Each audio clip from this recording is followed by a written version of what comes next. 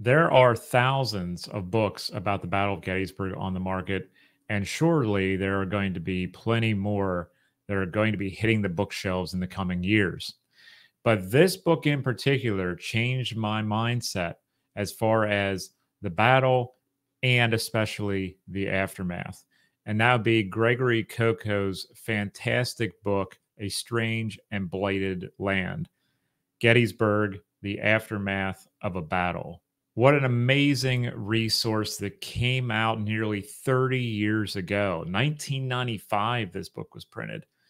And it's about a subject that a lot of people tend to shy away from. It's about what is left over on a battlefield after a great conflagration, the bodies, the animals, the trash, the detritus of battle, gear thrown around, pieces of uniforms, and so on. Gregory did a great job in an era when we didn't have digitized records of uncovering these primary sources that detail what the battlefield looked like in the immediate aftermath.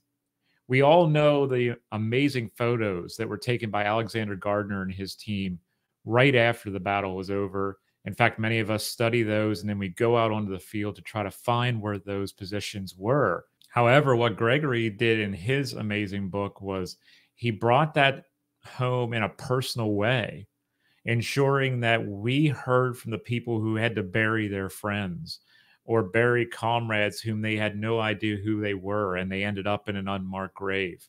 Civilians who were walking around the battlefield almost like the first tourists who were coming across bodies or parts of bodies that were left out on the battlefield. All of this is included in this amazing work, and there's so much more.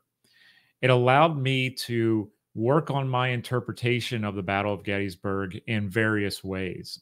I got to not only talk about the battle itself, but I got to talk about how it impacted the environment around Gettysburg, how the people interacted with what was left over after the fight.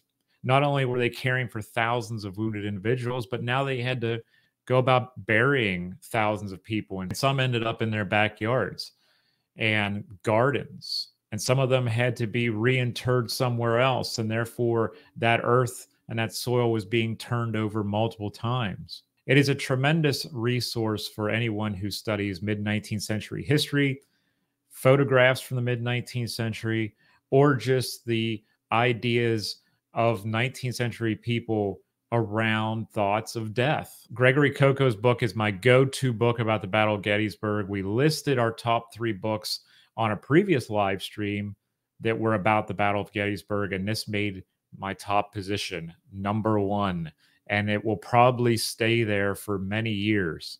It has been in that position for 20 years since I first read this book. The book's been out for 30, and I'm sure it's going to continue to be one of the top books about the Battle of Gettysburg. You're going to want to pick this one up if you haven't read it. I'm sure you're going to dog-ear some pages, underline some passages, and you'll never look at the Battle of Gettysburg the same way again.